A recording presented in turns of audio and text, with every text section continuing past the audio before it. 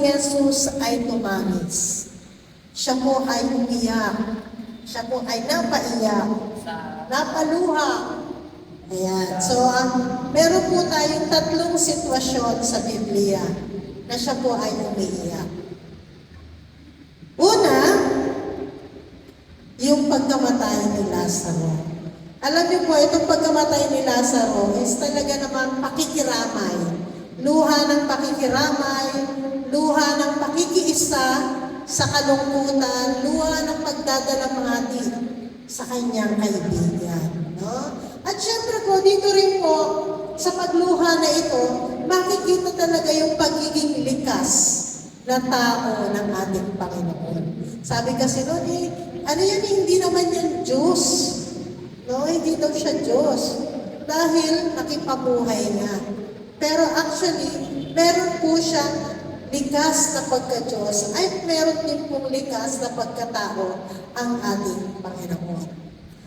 Yan. So dito muna tayo sa pangatlo, nung siya po ay nanalangin sa halamanan ng Gethsemane. Amen ba? Lumuha din po siya dyan. Dahil doon sa nakita niya na parang overview ng mangyayari kung paano siya magpapakasakit, mamamatay sa krus. Luha po ito na yun po yung pagsunod sa kalooban ng Ama, sa gitna ng matinding pagsubok. And of course, yung pangalawa, ito po yung ating tatalakayin ngayon. Yung pagtangis ng Panginoon ni Jesus sa Jerusalem. Yan. Bago ko po i-discuss sa inyo, kasi bigyan muna natin ng preview paano nangyari ito. No? Bago po siya nakapasok sa Jerusalem, naalala niyo po itong sitwasyon na ito. Ayan, palaspas, siya po ay papasok sa Jerusalem. At siya po ay nagtagumpay na siya ay makapasok. At ang sabi ng mga tao, purihin ang hari na dumarating sa ngalan ng Panginoon. Yan po yung isigisigaw ng mga tao, di ba? Habang nagwawagayway sila ng mga dahon. Sabi nila, purihin ang hari na dumarating sa ngalan ng Panginoon, at may mga naglalatag siya. So, may mga naglalatag ng tela, ng mga kumot, parang carpet, ha? At kung titignan natin, masayang senaryo po ito. Amen po ba? Masayang senaryo ito. Dahil una, nagtagumpay. Si Jesus na makapasok sa Jerusalem. At syempre, winelcome siya ng mga tao. At nagpupuri ang mga tao. Purihin ang hari na dumarating sa ngalan ng Panginoon. Pero, tinatamisan niya ang Jerusalem. Bakit? Bakit siya tumatamis? Mga nanay, madalas tayong tumatamis. Amen ba? Napapaluha tayo. Napapaiyak tayo. Minsan napapaiyak tayo sa matinding kaligayahan. Diba? Napapaiyak tayo sa mga pagsubok. Wala na bang katapusan ito? Diba? At napapaiyak din tayo sa sama ng loob na dinudulot ng maaari ng asawa. Maaari din, di ba? Sa matinding sama ng loob sa mga anak. Okay, nagsabi niyan. Nararanasan po natin yan. Pero syempre, dahil kahit na hindi ito sama ng loob, minsan nasasaktan tayo, kaya tayo tumatamis dahil sa tindi ng ating pagmamahal. At ganoon din po ang Panginoon. Mga bulag ang mga nasa Jerusalem. Nandoon yung kapayapaan, yung ibinibigay na kapayapaan ng ating Panginoon. At tayo rin po mga kapatid, pinagkakaloob sa atin ng ating Panginoon ang kapayapaan ito. Saan po ba natin nakikita ang peace? Saan po ba natin nakikita ang kapayapaan? Hindi ba nasa Panginoon? Sabi ni Saint Alphonsus Liguori. Isa po siyang Italiano na santo, no? Si Jesus ay umiyak dahil hindi ginamit ng Jerusalem ang biyaya na ibinigay niya sa kanila sa pagdalaw na ito. At sa halip ay walang utang na loob na hinamak siya. Tanong mga kapatid, kung sakaling dito sa Pilipinas dumating ang Panginoon, dito siya dumalaw, ma-appreciate ba natin? No? Magagamit ba natin yung biyaya ng Panginoon na siya ay dumalaw sa atin? No? Tandaan po natin, ang Jerusalem, ang Israel, ang siyang panganay na anak ng Diyos. Ang Pilipinas, ano po? No? Tayo po'y anak sa labas. Kasi tayo yung mga hintil. Pero nabigyan po tayo ng pagkakataon dun sa pagdalaw na iyon. Bagamat tayo'y hintil, tayo po ay tinanggap din ng Panginoon. Dahil binuksan niya ang kanyang kaharian, hindi lamang po sa mga Israelita, kundi para din po sa atin. Amen? Talakpakan natin ang Panginoon. Ayan. Meron akong picture. Ayan. Ayan. Prophetic lament at pag-asa para sa pagsisisi. Ano po itong pagsisisi na ito? Doon po kasi kaya umiyak ang ating Panginoon dahil meron doon mga hindi nagsisisi. Hindi nagbago ang bayan ng Jerusalem. Hindi nagtumalikod sa kanilang kamalian. Tayo po ba'y handang tumalikod sa ating mga pagkakamali? Tayo po ba'y nakahanda na sumunod sa kalooban ng Diyos? Tayo po ba ay handang sumunod, no, sa kanyang utos? Amen?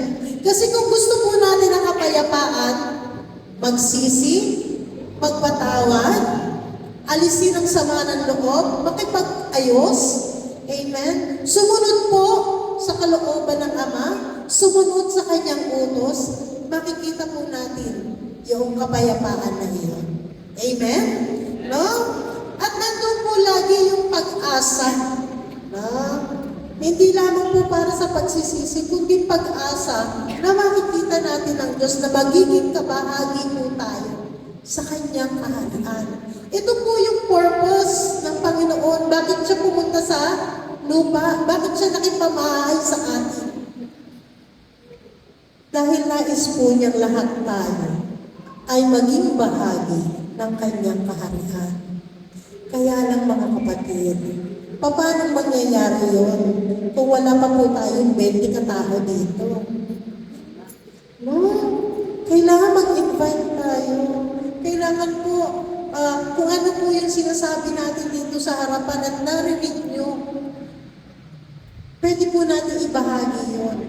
Na ang biyaya ng Diyos, ang pagpapatawad ng Diyos ay para sa lahat. Amen?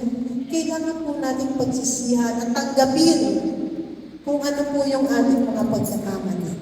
Yung ating mga pagkukulang.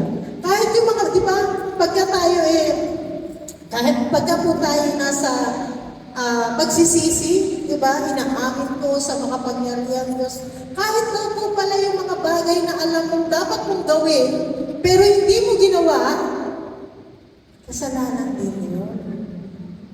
No? Kasalanan din po pala yun. Okay. Ang Panginoon ay hindi umiyak para sa kanyang sarili, kundi siya po ay umiyak para sa pamamagitan ng kapatawaran, no, na hinihingi ng Panginoong Yesus sa Ama para tayo po'y mapatawad. Siya po'y umiiyak. Kumbaga tayo po ay idinadala ng Panginoong Yesus sa Ama sa pamamagitan ng kanyang pagluha, sa pamamagitan ng pagsisisi natin. Idinadala tayo ng Panginoong Yesus sa Ama. Kaya patuloy po natin ang pagsisihan. Magkaroon tayo lagi ng conscience asking, yung pagtatanong sa ating mga konsensya, sa ating sarili. Sa buong maghapon, bago tayo matulog, Ano ang nagawa kong kasalanan? And then doon po pagsisihan natin. Ano yung biyaya ng Diyos na ipinagkaloob sa akin ngayong araw na ito? No? Bago tayo matulog, ano yung mga bagay na pinagawa sa akin ng Panginoon ngayon? Ano yung mga bagay na ipinagkakaloob sa akin ng Panginoon? Sa akin, sa aking pamilya, sa aking mga kaibigan. Diba? Bigyan po natin ng evaluasyon pagka tayo po ay matutulog na. Amen po ba? At higit sa lahat, yung kapatawaran ng ating paulangan. Amen. Ayan. Ay, sayang malabo. Alam niyo po, ang Panginoon, nakikita niyo po ba yan? Malinaw po ba? Medyo, ano po? Anong ginagawa? Kumakatok. Yes, kumakatok po siya. Pero alam niyo po, napansin niyo po ba yung pintuan? Kung sana kung malinaw no? Kulay brown yung pintuan. Tama, kulay brown. Oo, kulay brown. Alam niyo po, na ang pintong iyan, wala po yung doorknob. Pinto na walang doorknob. Kaya ang Panginoon ay kumakatok. Ang ibig sabihin po niyan, ang doorknob niyan, nasa sa atin. No? Kung pagbubuksan natin siya o hindi. Ang Diyos ay laging nariyan. Si Jesus ay nariyan sa ating puso. Nandiyan lang sa atin. Pero, nasa sa atin kung gusto natin siyang pagbuksan o hindi. Amen. No? Nandiyan lagi. Lagi natin kasama ang ating Panginoon. Hindi tayo iniiwan yan. Kahit na may mga pagsubok ang dumarating sa buhay. Lahat po tayo. Nandiyan po sa ating puso ang ating Panginoon. Kaya lang, hindi siya makapasok. Bakit? Kasi hindi natin siya pinagbubuksan. Kahit na anong katok niya, kahit na malakas, no? Kung hindi nanggagaling sa atin yung pagbubukas na yun, hindi siya makakapasok. Kaya nga po kailangan natin ng sagot. Papapasukin ba natin siya sa ating buhay o hindi? Amen? No? Paano natin mapapakita? Paano natin mararanasan? Ano yung tanong kanina? Paano natin kinikilala? Paano natin makikilala yung pagdalaw ng Diyos? Kung hindi natin siya papapasukin sa ating puso. At kasabay po ng pagpapapasok na iyon, syempre yung pagsunod natin sa Kanya. Amen? No? Amen po yun. No? Alam niyo na kung ano yung ibig sabihin ng picture na yan. Kaya yan walang doorknob. Okay? Kasi kumakatok lang siya.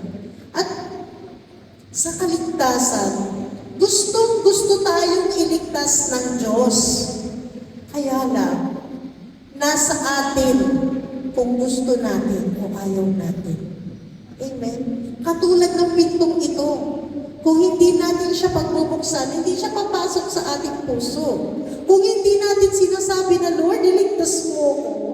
Lord, tinatanggap kita bilang hari ng ating buhay, hindi rin siya makakapasok para iligtas ka niya.